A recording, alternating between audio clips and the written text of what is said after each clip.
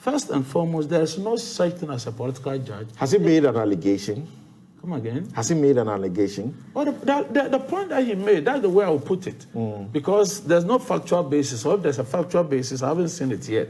So, to the extent that you make a remark that there are political judges, when in law, there's nothing like a political judge. In other words, judges are appointed by politicians. But the Constitution provides safeguards. They are under no control. Once they go through the processes of being sworn into office, they become independent. And therefore, we don't look at our judges and begin to look at who became a judge who was in power.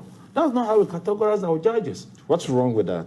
There's nothing wrong with it. When you mean categorizing judges, then you are giving the impression, if you call a judge a political judge, the point that you are making, I'm talking about, it's a form of innuendo, it's a form of suggestion. You are trying to suggest that that judge takes decisions based on his political persuasions. In other words, he would only align himself with the view of the particular political party who brought him into office, which indeed does not reflect the reality on the ground. There are perceptions. Can't judges take decisions based on their political affiliations? That is not Don't judges have political affiliations? Judges do. Yes. But you are not supposed to bring it out in the open.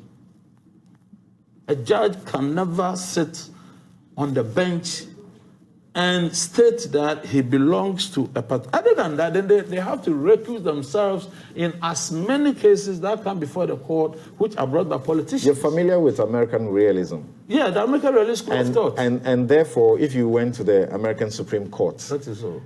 You might need an advice consultation to tell you if it's a political issue you're addressing in the court, yes, which judge you should address and not waste your time on which judge or that judge. It is because their political affiliation and orientation influence their decisions. So what's wrong with it? The American Supreme Court is classified into liberals and conservatives, and they are known. Exactly. And there was all this politics about who to appoint and whatever, and therefore every politician or American president tries to appoint somebody of his persuasion. We know that Trump tried to fill as many of the vacant positions with conservatives, but the conservatives have not been doing Trump's bidding. It is quite clear from the decisions that they give. They turn him down as many times over the entire period of the election dispute and stuff like that. And that shows what, in essence, a judge's work is supposed to be.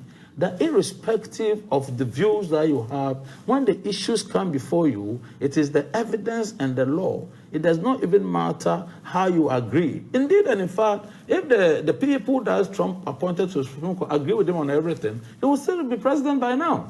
So that shows you the interplay of, I'm talking about what in strict terms we call separation of powers. Right. You know, so it is very insulting. So I guess my question is,